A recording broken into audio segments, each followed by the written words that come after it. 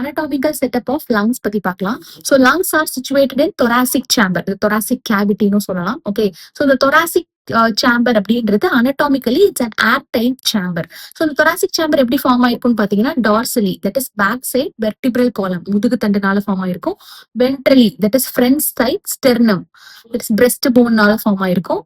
then laterally, sidesல ribs நால form ஆயிருக்கும். then lower sideல பாத்தீங்கன்னா dome shaped muscular diaphragm நால ஃபார்ம் ஆயிருக்கும். Okay, so the anatomical setup of lungs and thorax எப்படி இருக்கும் அப்படின்னா, இந்த thoracic cavityயோட வால்யூம்ல எந்த சேஞ்ச் ஆனாலுமே it will be reflected in the lung cavity, that is pulmonary cavity. Okay, why? Because we cannot directly alter the pulmonary volume. ஏன்னா லங்ஸ்ல வந்து intrinsic muscles இல்ல for active contraction and relaxation.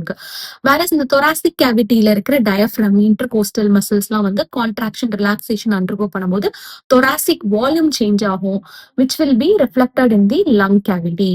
Okay, so such an arrangement is essential for breathing. Okay, so human respiratory system ஓட full video பார்க்கணும்னா handle கீழே கையும் press பண்ணுங்க. Thank you.